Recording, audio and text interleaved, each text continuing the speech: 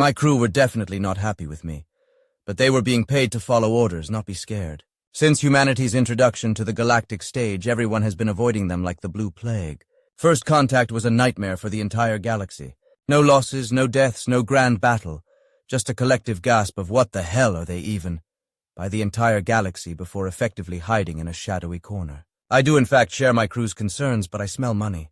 2 years of being in the shadows, attempting to not antagonize a sleeping giant of war has left the market wide open. My crew didn't know it, but I was about to make all of us stinking rich.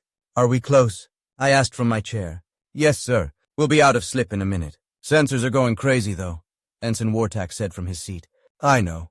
The system we're aiming for is owned by a private entity, though, not a massive fleet. It should be easy to establish contact. I replied. Are you sure about this, sir? Aluka, my gunnery sergeant, asked. No, but it's better than debt slavery or the gallows, isn't it? I looked at them with an accusatory glare. Don't need to salt the wound, sir. Olivar, my comms officer, replied. Apparently I did. This is everyone's last chance. My merchant's bones are tingling. I know this is going to be worth it. 200 years of this, I've never been wrong, I said with a crooked grin. Slip in 2. 1. We all collectively shat ourselves nearly to death at the sight of one of the humans' attack moons. We had appeared out of the slip close enough to it. It immediately registered our presence, and we had 7,000 cannons aimed at us almost instantly. The frigging beast was enormous. The humans basically just took an entire planet, a mid-sized moon in this case, and saturated its surface with cannons, armor plating, and industry. If it wasn't for the giant bugger-off rocket engine on the rear, it would be unmistakable for a manufacturing world. I had seen some of the initial reports and saw some photos of one of the humans' attack fleets during first contact. A war moon, an entire planet converted into a battleship. Its entire surface bristling with 10 fleets worth of weapons and its main cannon. A star-exploding laser beam weapon. This one was a lot less armed. It had more greenhouse domes and solar arrays than guns, but the guns it did have were still enough to vaporize any fleet in the Imperium. That is an independent. What the hell, sir? You can't possibly tell me that thing is not part of a national fleet. Wartak replied as we panicked. We have a hail, sir. It noticed us. Olivar yelled.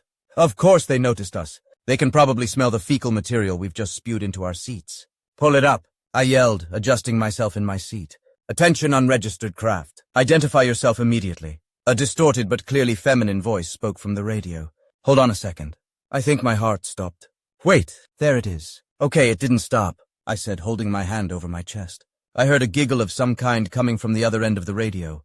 Okay, my name is Tharan Tor of Clan Kunotar. I am a registered merchant of the SciFi Imperium. I'm here to look for a market or somewhere I can do business. Can we have directions to a trade network? I asked, still desperately clutching my chest. Yeah, sure. There's no trade network or market, but I do have stuff to trade and sell. The voice said.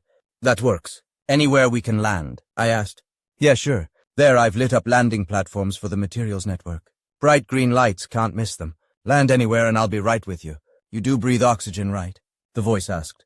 Yes, we do. Coming in for landing. Thank you, I said. I nodded to Wartak to move and he hesitated, understandably, but eventually came to his senses and flew us towards one of the landing platforms. The closer we got to this thing, the more terrified we became as the sheer bastarding scale of this place became more apparent the closer we got. Towering edifices of skyscrapers and towering struts atop which sat battleship turrets. Then, as we approached one of the landing platforms, I noticed a certain telltale sign of one of the galaxy's deadliest natural threats. I rushed up out of my seat and peered out the window, and sure enough, inside one of the huge domes, there it was. Is that a Bakandi Deathworm? I yelled in a panic, looking at one of the greenhouse domes nearby. We paused mid-landing and looked at the dome. Sure enough, the worm popped up out of the ground, its massive jaws splaying open like a carnivorous flower, absorbing the light from the local star. The dome was a massive, mile-wide hexagonal monstrosity covered in heavy transparent glass, covering a field of green grass. The worm had made a series of distinct holes in the ground and was carving tunnels through the planet's crust like they all do, rumbling through absorbing minerals and nutrients in the ground. Human! Human, are you there? I said into the radio in full panic. Yeah, I'm here. Something go wrong. Don't worry about the turrets. The voice replied. Do you know you have a worm infestation on your planet? Or ship planet, whatever. We just saw a Bakandi Deathworm inside one of those greenhouse domes. You need to defend yourself, I yelled. Bakandi, Deathworm. Oh, so you did see Jeff. He is adorable, isn't he? It's fine, he's just saying hello. That's not a Bacardi. Whatever, Deathworm, that's Jeff. Are you coming in for a landing or what? I'm waiting. The radio replied.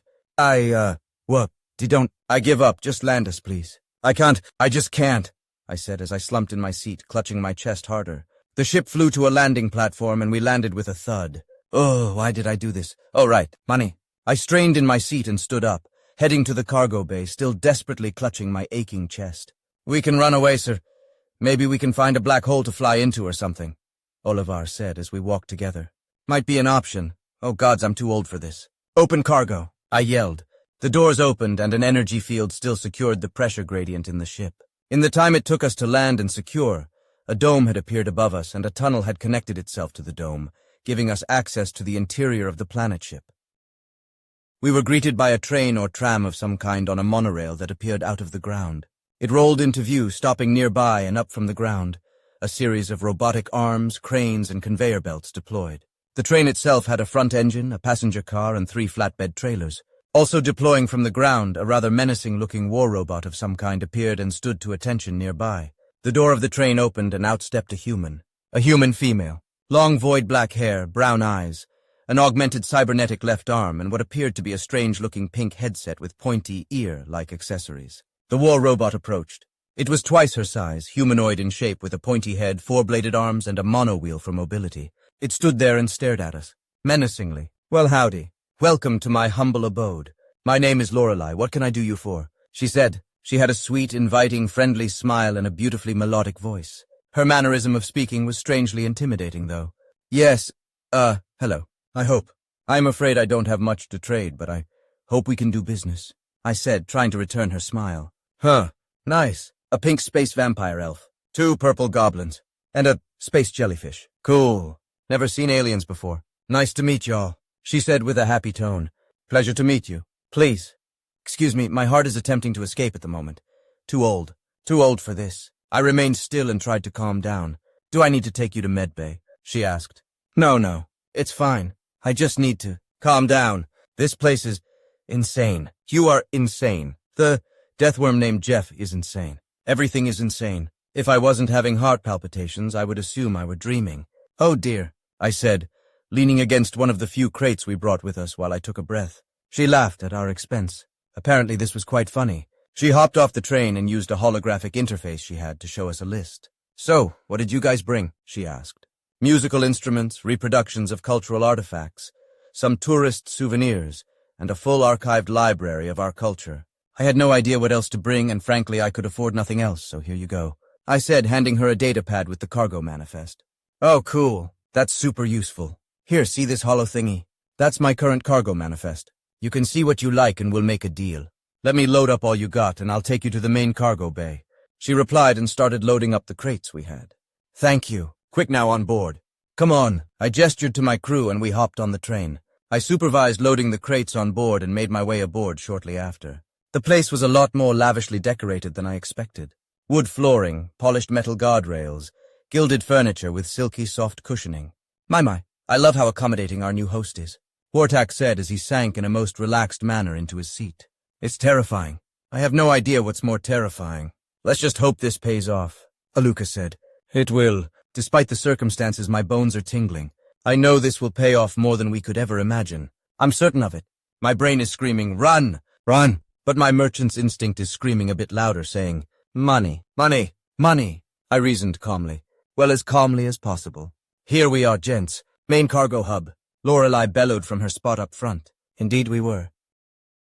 A massive dome built over an enormous crater, with tunnels leading in every possible direction straight into the crust of the planet. Machines upon machines, structures within structures, cargo trains loaded with tens of thousands of tons of cargo flying on tracks in every conceivable direction. Conveyor belts with crates and boxes weaving in and out of the mess of logistics rope. In the center of it all, a large spheroid structure with thousands of displays of all kinds showing the entire sum of cargo for this place. We stopped at the station there and looked up at the machinery, distracted by the sheer scale and complexity of this manufacturing operation. We were so distracted we failed to notice Lorelei unloading all our cargo and sending it on a train to her vault for safekeeping. She snapped her fingers in front of us and smiled as she regained our attention. Nice place, huh? It's not that impressive. I've seen bigger things. Much bigger. But anyway, go up to the console there and take a look. I've already done all the hard work. You can just grab and go, she said with a warm, friendly smile. Oh, bigger. Yes, sure. Why not? What to see? Calculated cargo volume from a ship scan, max cargo weight.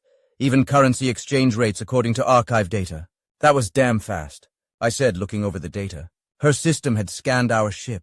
A max cargo volume, cargo weight, and everything we could possibly need had already been done for me, and I could just click buttons and go. Well, yeah, high cargo volumes, heavy traffic, trade negotiations. We made systems like this centuries ago just to make trade rates easier. Everything's fair. I did some manual checking to at least try give our two economies a fair exchange rate. But first-time customers always get a 1-to-1 trade ratio, so you're welcome, she said, again with a happy smile. Seriously. Well, how many? What the actual I yelled as my jaw dropped on seeing the amount. Their economy was 20 times ours, with an exchange rate of 22.5 Imperial Trade Guild coins to one of their federal exchange credits. No, this can't be right. 6 million. 6 million. This can't be correct. You can't possibly tell me that you are offering me that amount of money for some cheap souvenirs and a historical archive. I yelled out, well, yeah, I am. That archive is worth its weight in gold to the feds. They always want to learn stuff. It's not like I can't afford it. Anyway, she said. She looked behind us towards the tunnel we came in from and waved. Oh, hi, Jeffy. How's my big wormy today? I turned, and my soul evaporated from my body out of sheer terror. Directly in front of us, right there, the Deathworm. It was standing right there. Its mouth was closed, squirming around on its belly. Its jaws closed like the patchwork of a cloth doll, and above that 2 long antennae like feeler appendages just below 2 small beady eyes. Those eyes stared straight at us. It made no noise and just sat there staring. Its skin had a dark red dusty tint indicating its primary diet was rich in iron, was pulsing with visible veins and a strange pattern in its scaly, semi-transparent hide. I now had an idea of the size of it. One of the younger, smaller ones to be certain, but still big enough that it would be a serious threat to anyone. It had to be at least a mile in length, 20, maybe 30 feet in diameter. Weight I guessed somewhere in the range of 2,000 tons. Maybe 50 galactic standard cycles in age. Relatively young. Still very small compared to the more notable examples. It sat there. Quiet. Calm. Still. Staring at us. Jeffy poo, Lorelei excitedly exclaimed, then moved up to it to hug it. How's my big wormy boy today, huh? You been good? She cooed softly at it, rubbing its metal-tough skin. It looked at her with those tiny eyes and seemed to emit a noise like a purr or happy growl of some kind. It moved its head gently, rubbing itself against the cooing human. Good boy. What you here for, huh? Want to say hello? Go on. Say hi, Jeffy. She cooed happily, directing the worm to us. What followed was the single most terrifying terror I have ever seen in my life. The worm crumpled its lips, moved its jowls a bit, and scrunched its face, forming its variant amalgam of the single most horrifying smile I have ever or will ever see. I recorded the whole thing, face to face with a creature the galaxy had known for hundreds of millennia as a demon of death and misery, being treated like a beloved family pet. In a zombie-like state, I raised a hand and waved at it, despite my entire existence being in a state of uncontrollable soul-crushing fear. Lorelei gave it another hug, then some encouraging pats, cooing at it happily as she did. Good boy. Good boy. Jeffy wanna chickies? She asked. The beast heard that word and started to growl enthusiastically, the ground shaking from its tail thumping on the ground. Oh, good. You gotta go find it. Jeffy, go fetch. She yelled with excitement. The beast slinked back a bit, its mouth pulsing with teeth, and it excitedly sniffled along the ground. It let out a terrifying roar and charged with more speed than any creature that size had any right to move, disappearing down one of the service tunnels. We stood there, completely dumbstruck, unable to sapience as we vaguely tried to process the absurd, insane, horrifying thing we just saw. As humans would put it, we could no longer brain. Ain't he just the cutest? Lorelei gushed as she pressed some buttons on the trade console. Anyway, I think I'll try to make it easier for you guys. Here, copy of our own historical archive data, language database, and let's go for some pallets of gold, silver, platinum, titanium, and chromium. According to your archive data, that's pretty pricey stuff. She chirped. My merchant's instinct slapped me out of my terrified daze on hearing the words gold and platinum, and I snapped back to attention. Money! I yelled and returned to the console. How much can I fit in my cargo bay? She laughed at my vocalization. My God, just like Mr. Krabs. I like you already. Unfortunately, there's not enough cargo space to fit in most of it. Your ship is too small. In fact, how's about you come back to Terran space with me? We can set up proper trade networks and get your merchant's license set up, she said melodically. Just then we heard a strange noise. A noise that called us back to Jeff, who had an odd creature squirming around clucking in its antennae. Good boy, Jeffy. Go on, have your chickies. You earned it. Lorelei chirped at him.